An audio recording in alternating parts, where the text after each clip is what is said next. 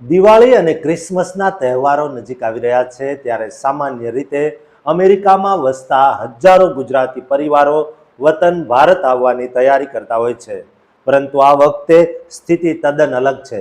અમેરિકામાં ટ્રમ્પ વહીવટી તંત્ર દ્વારા H-1B વિઝા ધારકો પર લાદવામાં આવેલા કડક નિયંત્રણોના કારણે આ વર્ષે ગુજરાતીઓ સહિત ભારતીયોએ પોતાની પ્રિય રજાઓ અમેરિકામાં જ ગાળવી પડે તેવી કપરી સ્થિતિનું નિર્માણ થયું છે. માથા ફરેલા ટ્રમ્પના કારણે ભારતીયો અને ખાસ કરીને ગુજરાતીઓની દિવાળી ઉજાસમય જવાની જગ્યાએ અંધકાર ભરી રહે તેવા દિવસો આવ્યા છે. હાલ H-1B વિઝા હોલ્ડર્સ તલવારની અણી પર જીવી રહ્યા છે. તેમનો સૌથી મોટો ડર એ છે કે જો તેઓ એક વખત ભારત આવી ગયા તો અમેરિકામાં તેમની રી એન્ટ્રી મુશ્કેલ બની શકે છે. ટ્રમ્પના વિઝા નિયમોમાં કોઈ પણ પળે પલટો આવી શકે છે, જેમના કારણે વિઝા રદ થવાની કે વિલંબ થવાની શક્યતાઓ વધી ગઈ છે. વળી H-1B ફ્રેશ એપ્લિકેશન પર $1,00,000 જેવી તોતિંગ ફી લાગુ થઈ ચૂકી છે.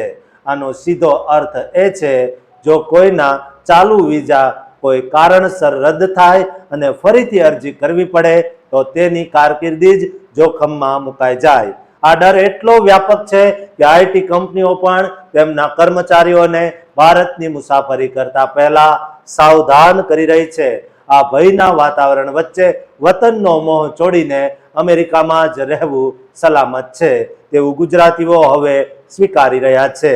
H-1B વિઝા એ અમેરિકામાં કામ કરતા ટેક પ્રોફેશનલ્સ અને ઉચ્ચ કૌશલ્ય ધરાવતા વિદેશીઓ માટે જીવન રેખા સમાન છે, પરંતુ ટ્રમ્પની ફર્સ્ટ અમેરિકા નીતિઓના કારણે આ વિઝા ધારકોમાં અસુરક્ષાની ભાવના વધી ગઈ છે.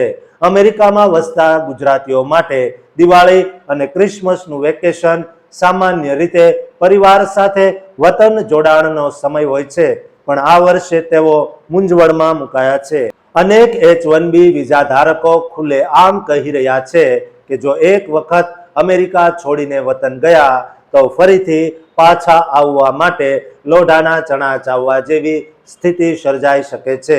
તેઓ માને છે કે જો ટ્રમ્પ વહીવટી તંત્ર અચાનક વિઝા નિયમો કડક બનાવે અથવા ફ્રેશ વિઝાની પ્રક્રિયામાં અતિશય વિલંબ કરે તો અમેરિકામાં તેમની નોકરી અને રહેઠાણ બંને ગુમાવવાનો વારો આવી શકે છે. ઉલ્લેખનીય છે કે ભૂતકાળમાં જ્યારે ટ્રમ્પે H-1B વિઝાની ફીમાં વધારો કર્યો હતો ત્યારે અમેરિકન યુનિવર્સિટીઓએ પણ તેમના વિદ્યાર્થીઓને એલર્ટ કર્યા હતા. આ દર્શાવે છે કે ટ્રમ્પની નીતિઓ વિઝા પ્રક્રિયામાં ગમે ત્યારે મોટા ફેરફારો લાવી શકે છે.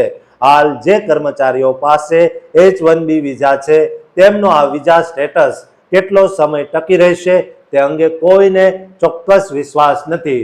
આ લટકતી તલવારના કારણે ઘણા પરિવારોએ દિવાળી અને ક્રિસમસની રજાઓમાં ભારત આવવાની ટિકિટો રદ કરી દીધી છે અથવા તો વતન જવાનો વિચાર જ માંડી વાળ્યો છે.